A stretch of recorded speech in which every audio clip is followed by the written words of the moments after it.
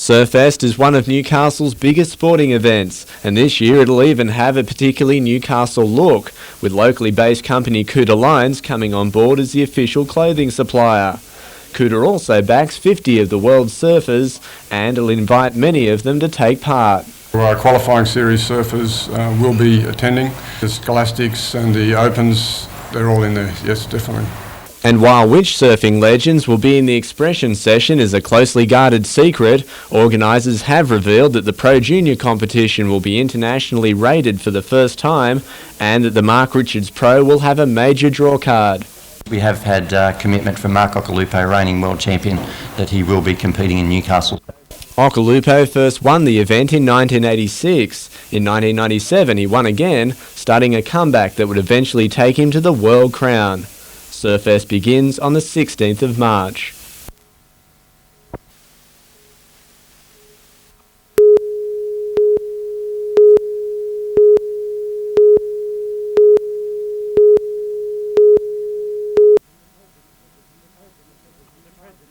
The president of the Newcastle and Hunter Business Chamber didn't come to this lunch to mince words.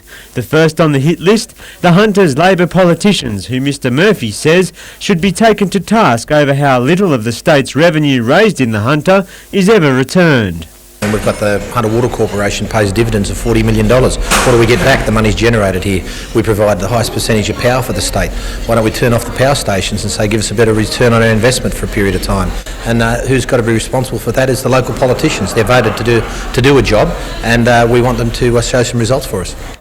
While highlighting problems with the distribution of revenue, he also earmarked the railway network as needing vast improvement.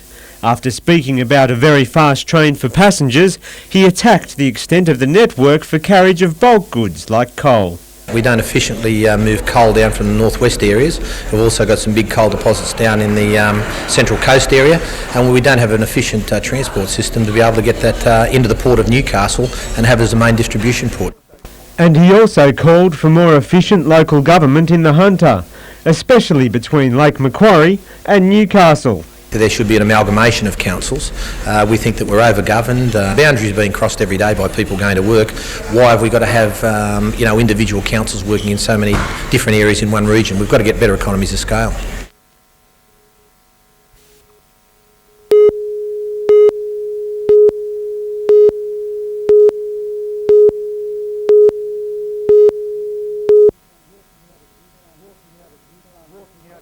Walking out of Newcastle Court and signing autographs today, Robbie O'Davis wasn't taking the good result for granted. I'm guaranteed I won't drink drive again, and I'm sure if I ever have the opportunity to stop someone from drink driving, I'll stop him, that's for sure. The star fullback says the court's decision is the end of a period he wants to put behind him. O'Davis fell from the lofty heights of playing for his country and being awarded the Clive Churchill Medal as the best player in one of rugby league's greatest grand finals to the mire of drug scandals less than a year later. After serving a 22-match suspension, he came back in 1999 under a self-imposed media ban. When last season ended, he was pulled over by police and recorded a blood alcohol reading twice the legal limit. Allowed to attend the traffic offenders program, O'Davis says the effect was dramatic, especially when he was confronted by people injured in accidents caused by drink driving. They just virtually said, this is what happened to us from guys being silly like you, and mate, for the rest of their life they're got to pay the consequences, and we walk away scot-free, so it's just not the sort of thing you want to see. The magistrate did not record a conviction but placed O'Davis on a 12-month good behaviour bond. His club still has to review his position under its drug and alcohol policy. The fullback now wants others to learn from his lesson. It's stupid to go out and bloody drink drive. There's no really reason for it, and that's why they put taxis and shuttle buses there. You can use them, and my reason was a stupid reason because I didn't want to get my car stolen by leaving it in town. So, mate, go get your car stolen and go for the taxi ride home. Mate, young kids, if you go out and drink drive, you're stupid, as they say on the ad on TV. So, yeah.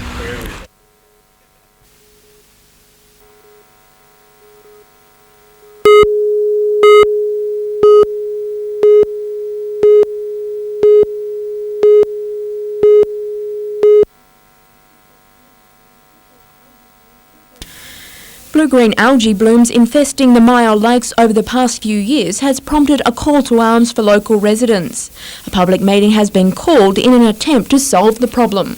Want some action rather than just talk virtually. Residents living near the affected areas say not enough is being done to solve the problem once and for all. But there's no action being taken to solve the problem, and this is the major concern, because if this goes on for 5 years, it just doesn't go away. They've even commissioned their own water tests, and the results were much worse than expected. I mean, some of the readings that we're getting are over or around the 460 mark. That's column-forming units per 100 mils of water, and they stop harvesting oysters at 88 and close beaches at 150, so it's a grave concern. The results have been sent off to the EPA in the hope of speeding up the process. The public meeting will be held tonight at the Bulladila Bowling Club. Tanya Carlisle, NBN News.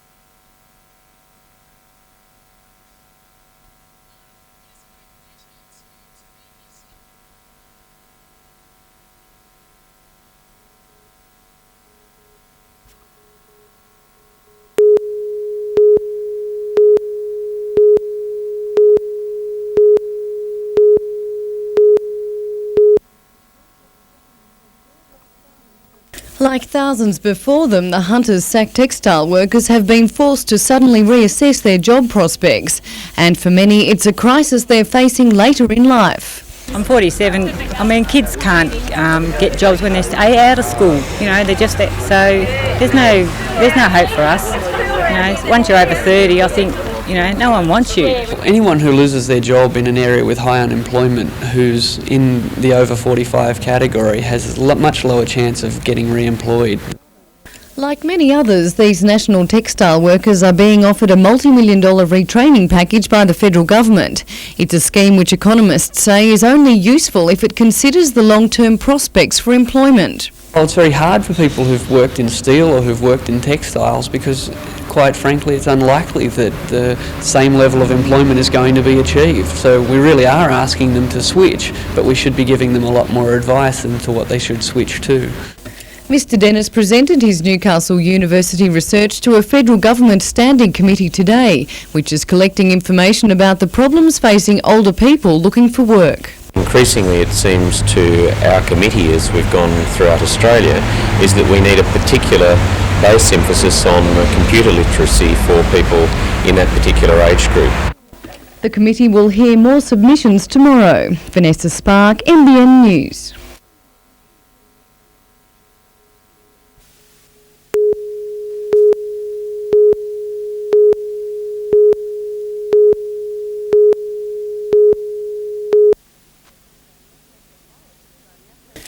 Australia has the highest incidence of skin cancer in the world. In recent years, it's sparked a massive education campaign about the dangers of exposing ourselves to the sun.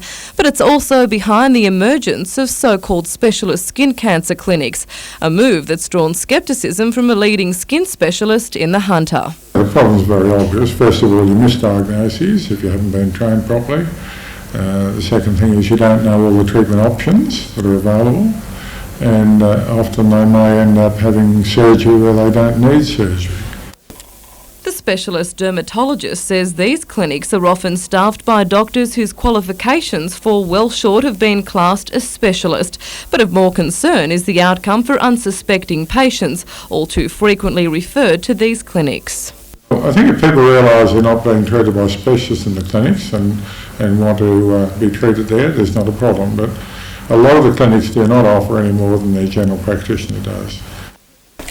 Dr Sippy has issued the warning in the hope that the public are now better educated on how to best treat the often deadly disease. Helen Kapelos, NBN News.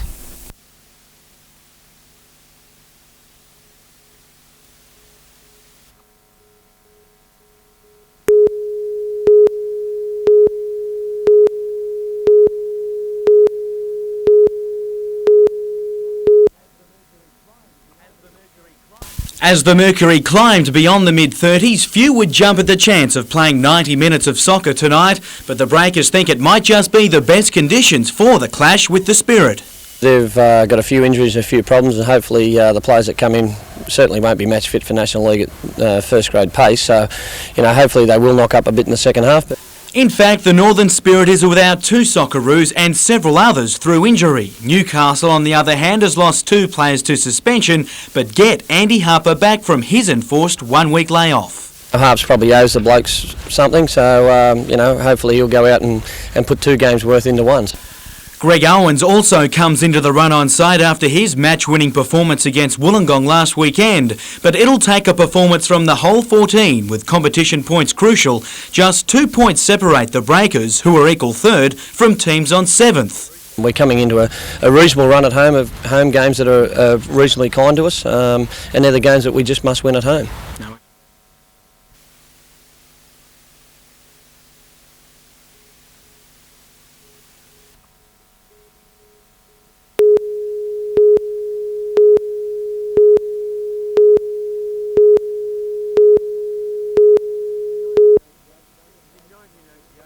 In 1988, Duncan Armstrong was ranked 48th in the world over 200 metres freestyle. Later that year, he won an Olympic gold in new world record time. Now he's right behind the school program promoting Olympic ideals like teamwork, experience, performance, meeting challenges and goal setting. The website is fantastic. The kids have put a lot of work into it, taken something like 405 photographs all up and had to sort through them. The teachers are right behind them, so they've done a fantastic job here at Western. Students in years 4 and 5 submitted the entry. They received an autographed Olympic team shirt and a visit from Duncan Armstrong as a reward. Well, it was great fun and we took lots of photos and then we photocopied them and we picked the best 10. Next round, if we win, we go to the Olympics with 2 teachers. I reckon that's going to be really fun. And as the Olympics draw ever nearer, there is still the question of just who will light the flame. I honestly think Dawnie Fraser should and probably will. She's one of our greatest ever Olympians and an Australian sporting icon, a living treasure. So, I vote for Dawn, but you never know. If Dawnie's not up to it, give Armstrong a run.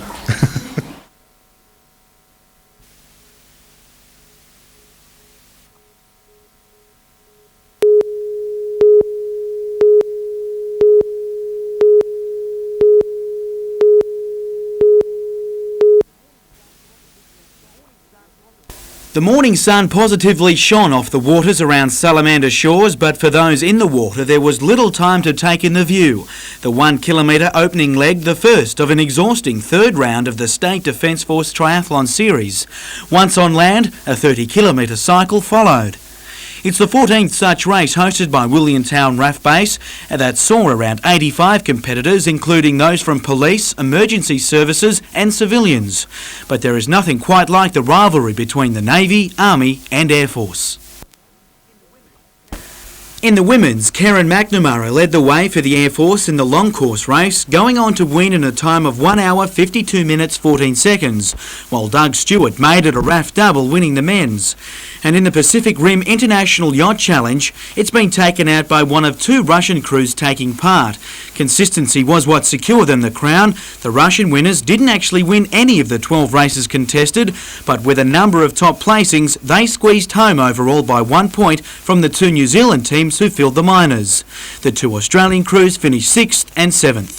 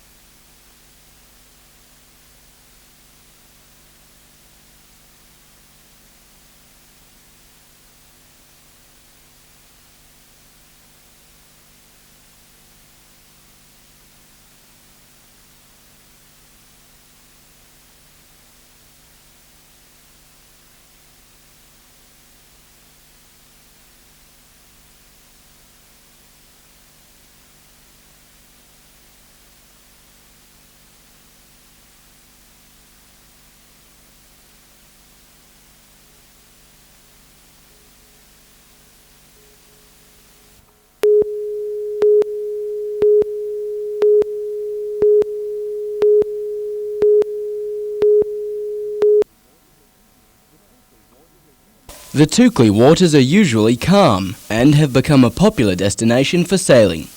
But not this weekend.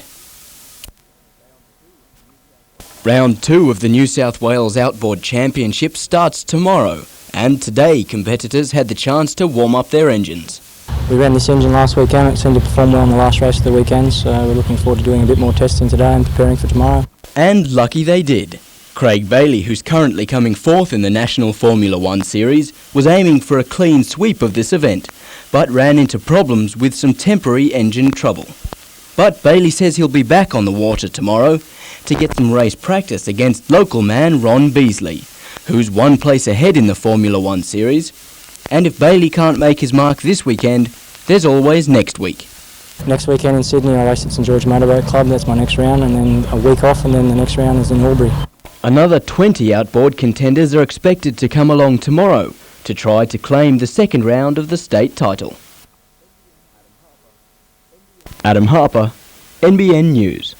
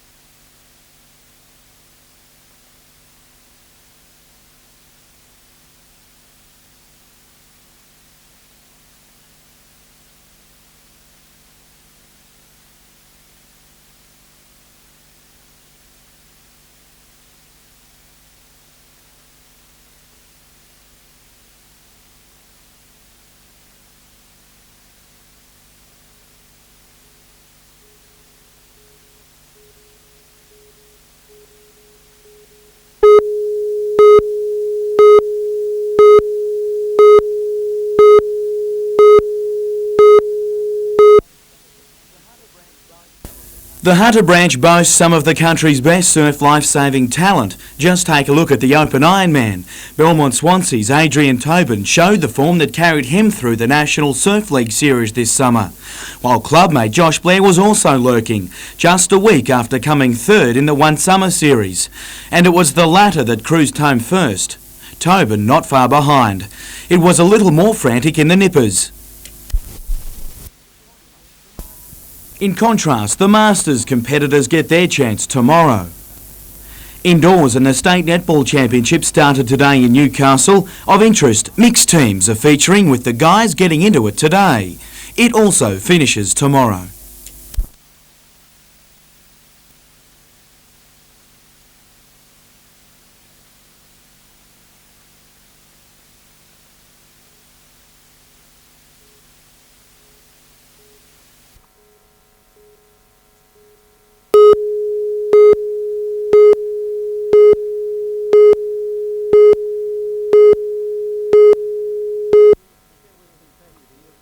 There was the tragedy of 342 workers sacked with no prospect of being paid what they were owed.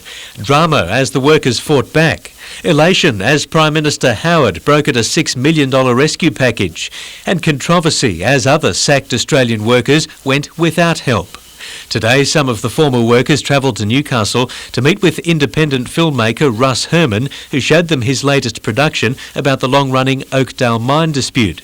He says there are similarities between the two campaigns. They were able to turn their case the same as the Oakdale workers did.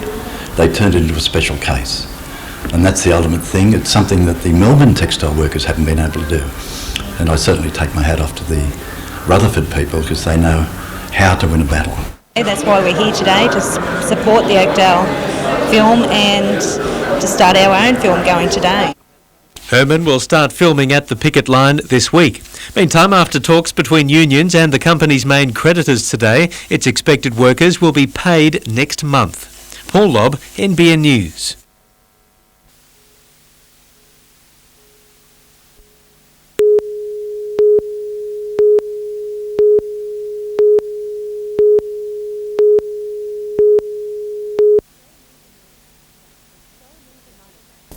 Show me the money. That's the theme song of the sacked national textiles workers as they maintain their picket line vigil. It's expected they will receive their $11 million in entitlements within 6 weeks. But for hundreds of unsecured creditors, it's more a case of cop it sweet. Plumber John Phillips is owed $30,000 for work carried out at the plant before it was shut down. He'll get less than $600. Mr Phillips says he's bitterly disappointed that National Textiles Management allowed contractors to carry out work in the days leading up to the closure. There were contractors working up to 2 days before they shut the plant, and I just think, you know, they must have known the decision's been made. Why are they out there incurring more costs that the people running the show know full well they're not going to pay? I think it's very deceitful. Maywell, a sheltered workshop which employs disabled people, is also an unsecured creditor. It's had a lawn mowing contract with National Textiles for more than 10 years and is $5,000 out of pocket. Our situation, I think it's disappointing for the whole of Maitland, that an organisation that's been the backbone of Maitland for many, many years has ultimately met its demise under these controversial circumstances. Meanwhile, sacked National Textiles workers have vowed to dig into their own pockets to pay the sheltered workshop for its services. Like anything they wanted to do, like they were doing it, and they were happy to do it. Like even though it was 40 degrees some days, they'd be still out there mowing lawns, and they deserve their money just like everyone else. Amanda Bolger, NBN News.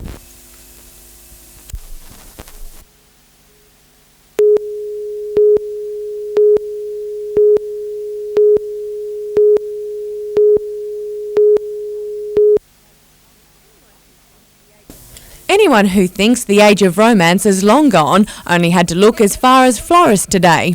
Thousands of love-struck men used Valentine's Day as an excuse to shower their loved one in one of nature's prettiest inventions.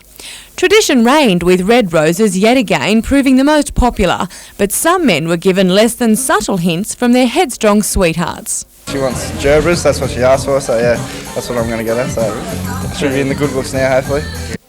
Gerbils, roses or mixed bunches, they all came with a similar message. To me, it represents that she's the most special woman in my life, and the only way that I can return that and show her is by the bunch of flowers. While the men were off buying flowers, retailers say the women were stocking up on boxer shorts and edible undies. Meanwhile, it was a Valentine's Day surprise for radio station NXFM's cuffed couple. Lisa Doyle and Scott Turnbull met for the first time last Friday and spent 72 hours handcuffed together as part of a Valentine's Day promotion. They were meant to be uncuffed today, but that plan went out the window live on air after listeners called in challenging them to continue their cuffed existence for the entire week.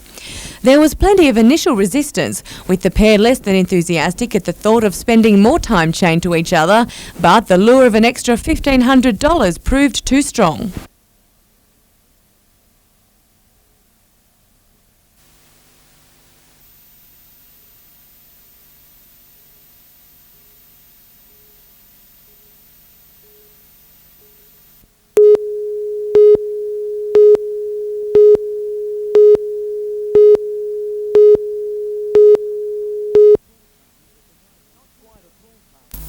Not quite a pool party, but the Knights were still soaking up their record win against the Premiers, but one who couldn't join in, Matthew Johns. The Kangaroo 5'8" cut his leg on a glass while play wrestling during after-match celebrations that later required 9 stitches. Just before that, I had him in a like one of this. Then I had him in something like that. Then if you get down, Jim. While his wrestling technique might be in question, his team's performance was never in doubt, especially after the much publicised reports of a rift between players and coach Warren Ryan. Yeah, a few things got blown out of proportion. We don't really want to go too much into them now, but it certainly was the tonic. In fact, the Knights actually put a few other demons to bed in the process.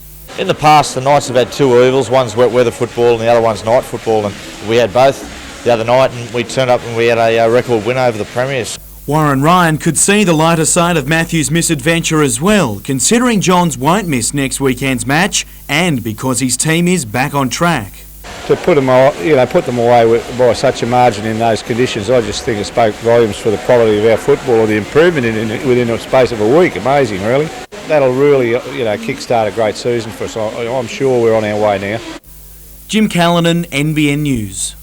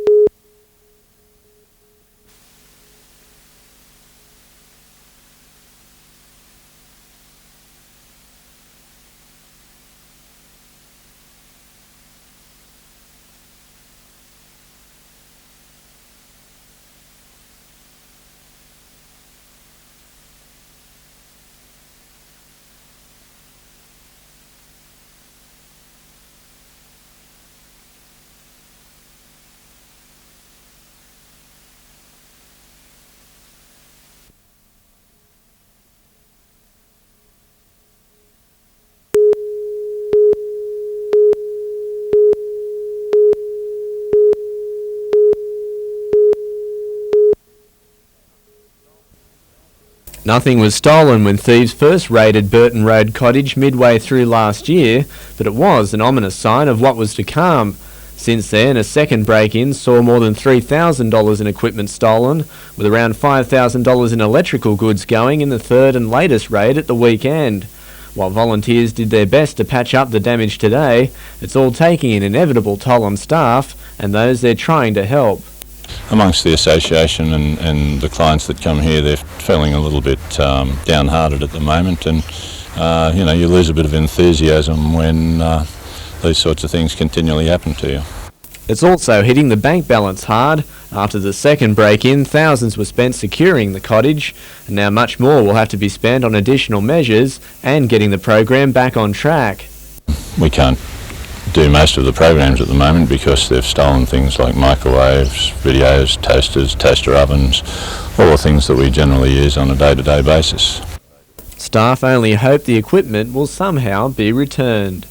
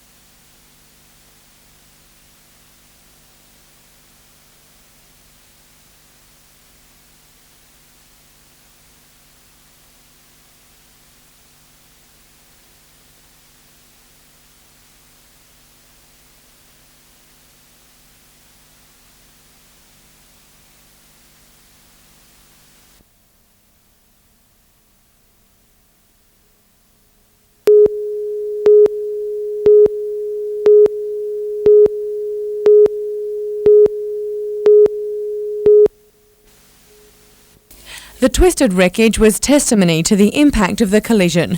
Brian Ireland was driving home from his overnight shift as a security guard at about 6 a.m. He was travelling east along Cabbage Tree Road and was rounding a left-hand bend when his car veered across the double lines straight into a Toyota Camry travelling west. For some reason, the two vehicles collided head-on, killing one of the drivers in the Commodore instantly. The 33-year-old male driver of the Camry was flown to the John Hunter Hospital and underwent surgery today for severe lacerations to the leg. An airbag almost certainly saved his life. It's not yet known what caused the crash, but police believe fatigue may have been a factor, considering the teenager had just finished his all-night shift. Amanda Bolger, NBN News.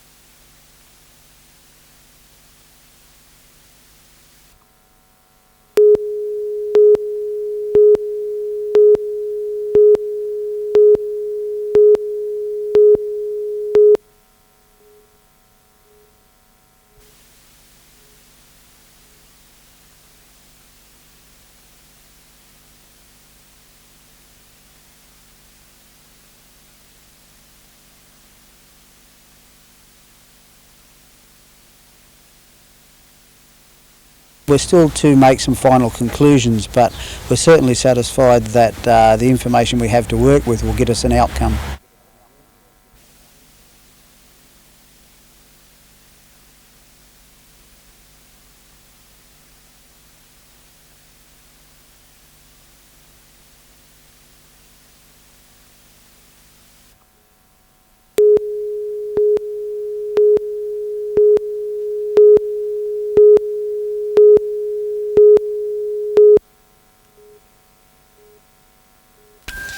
Reverend Tim Costello, the brother of the Federal Treasurer, held a captive audience at today's Lifeline function, claiming loneliness was rife in today's society. And it seems the theme may have touched a nerve with the locals. In recent weeks, case managers have had to cope with the unavailability of the inner city homeless centre proclaimed place, now shifting to new premises. Added to that, today's closure of the Mayfield Community Centre. And we need those places where people can actually gather and deal with some of the pain in their lives, and to cut services for that really is a retrograde step. It's also a backward step for the thousands of locals estimated to be grappling with heroin addiction, with momentum for a safe injecting room gathering pace. Even though within my heart I don't like the thought of a safe injecting place, that's hardly safe. It can only ever be secure because you've got to buy heroin illegally and you don't know its quality anyway. But if it saves lives and keeps people alive, we have to consider it. While not making any promises, Newcastle Lord Mayor John Tate says funding for both issues will be considered in the upcoming budget. It's not simply a matter of putting more